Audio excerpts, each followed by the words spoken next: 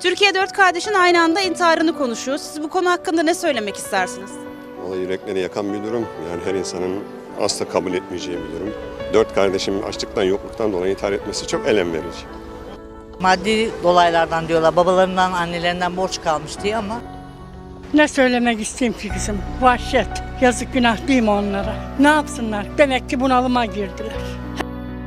Türkiye'nin ayıplarından biri. O yaşa gelmişler, elektrik borcu, su borcu, işte doğalgaz borcuyla boğuşuyorlar. Ayıplarımızdan biri daha. Her türlü şey akla gelebiliyor. Sıkıntıları vardır ya da intihardır ya da öldürmüş olabilirler. Eğer ki intihar etmeselerdi belki canından olacaklardı bir şekilde. Bu şekilde ölmeyi göze almış olabilirler yani. İşsizlikten veya işte maddi konulardan dolayı depresyona girip intihar etmiş olabilirler. Şaşılacak bir durum değil yani, Türkiye'de oluyor.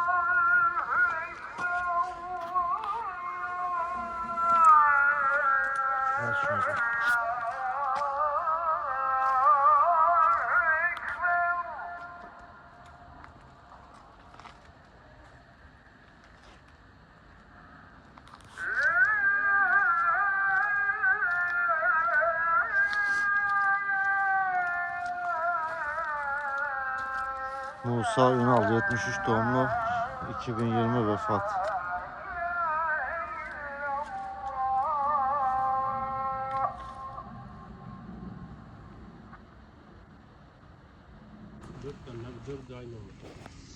Dört kardeş yoksulluktan, borçtan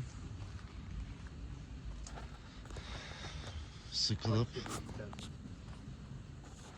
hepsi bir odaya kapanıp evlerinde, Fatih'teki evlerinde bir odalarına kapanıp hayatın kötü gidişatı ve borçlardan dolayı Siyanül'le hayata veda eden o dört kardeşin kabrine geldik arkadaşlar.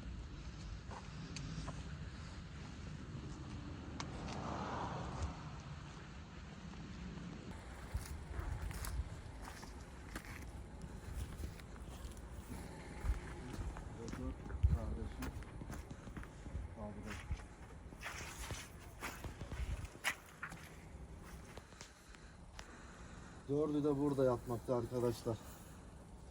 5 Kasım 2019'da Siyanül'le hayata gözlerini yuman o dört kardeşin kabri bura.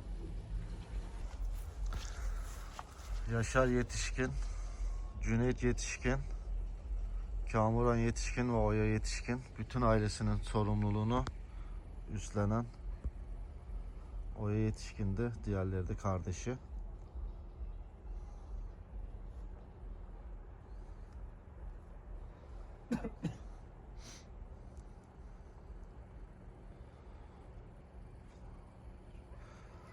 Cüneyt 48 yaşındaydı. Oya 54, Kamuran 60 ve Yaşar yetişkin de 56 yaşındaydı. O dört kardeşin kabrinin olduğu yer.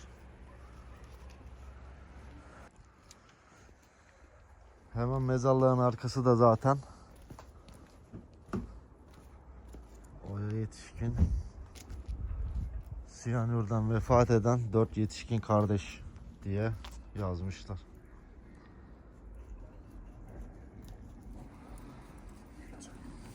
Oya Yetişkin Mimar Sinan Güzel Sanatlar Üniversitesi'nde model olarak çalışıyordu arkadaşlar.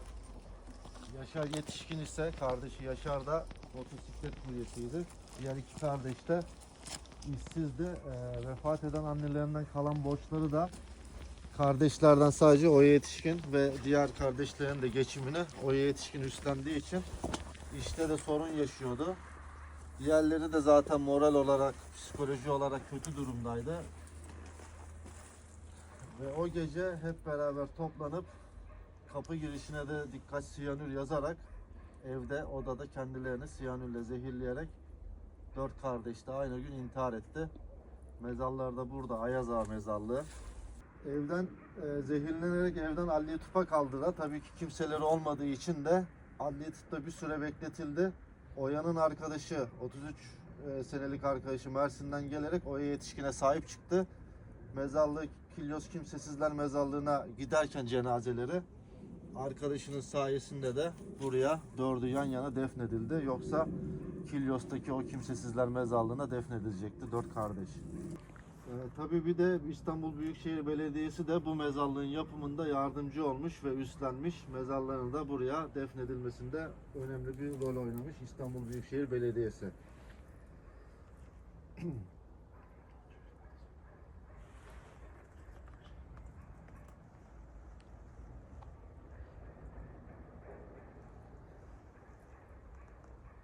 Ailenin tüm ekonomik yükünü Oya taşıyordu ancak yetişemiyordu. İş yerinde de sıkıntıları vardır demiş Oya Yetişkin'in bahsettiğim o Mersin'deki arkadaşının açıklamalarında.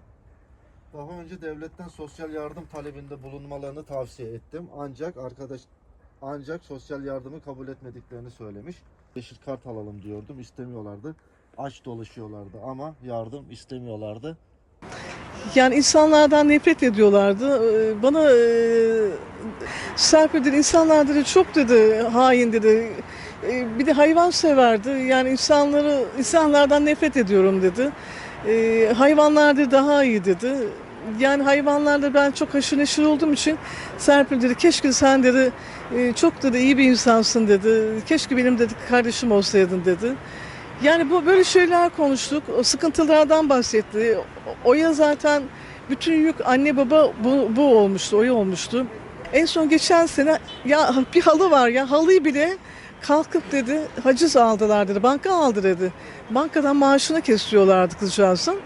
Eline bir para gelmiyordu. Ev sahibi de bunları çıkarmak istiyordu. Kirayı artırmışlar tekrar. Bunlarla sorunları vardı. Yani bir ekmeğe bile muhtaç durumdalardı. En son dedim ki Kamrancığım sana dedim erzak ayırdım, para var, BİM kartı var. Ne zaman geleyim dedim. Yani onu hiç unutmuyorum. Serpil dedi. Ben dedi yani benim durumum dedi daha dedi iyi dedi. Çok şükür dedi. Benden dedi daha kötü insanlara dedi. Yardımcı ol benim hayrıma dedi yol dedi. Onlara ver dedi. Onu hiç unutmayacağım. Yani öyle onurlu insanlardı ki televizyon bilmiyorlardı. Bana bile söylemiyorlardı. Öyle bir insanlardı. Yani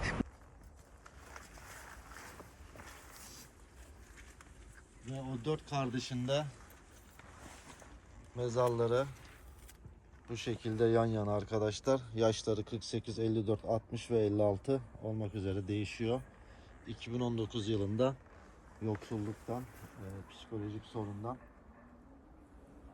borçlardan ve annesinden de artık kalan borçlardan dolayı bunalıma düşen o 4 kardeşin kabri de bu şekildeydi. Şu an günümüzde olduğu gibi toplumun %60'ı maddi sıkıntı ve bunalımda.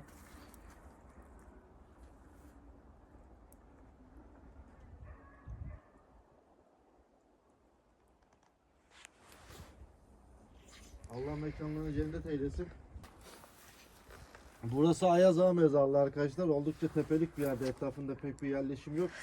Ama hafta sonu olması vesilesiyle de arabayla gelen herkes, gençler özellikle etrafa çekmiş. Müzikler, alkoller, başka şeyler mezarlığın etrafında dönüyor. Birçok mezarlıkta olduğu gibi. Bu yazıyı da kapatalım. Belki birçok kişinin haberi yoktur. İzleyince birçok kişi farkına varacak. 6 sene geçmiş. Siyanür'den vefat eden 4 yetişkin kardeşin siyanürden dolayı intihar ederek hayata gözlerini yuman o kardeşlerin mezarlığıydı. Hava soğuk İstanbul'da.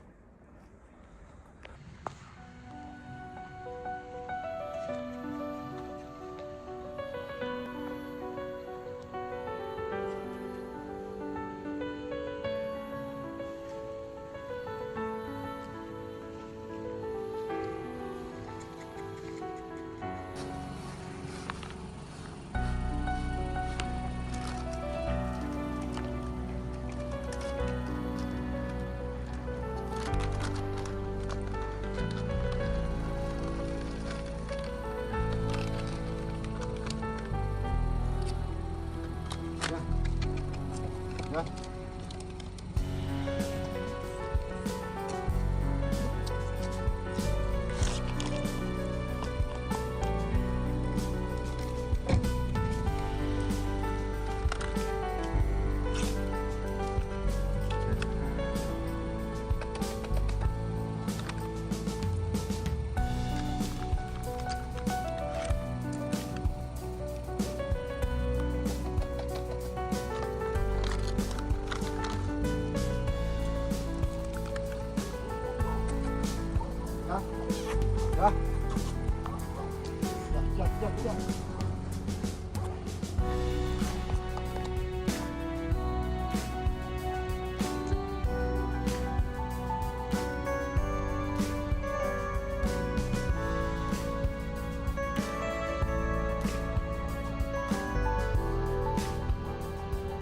Bu videonun da sonuna geldik arkadaşlar. Bir sonraki videoda görüşürüz. İstanbul'da dediğim gibi hava soğuk. Siyanürden vefat eden 4 yetişkin kardeşin ziyaretine geldik.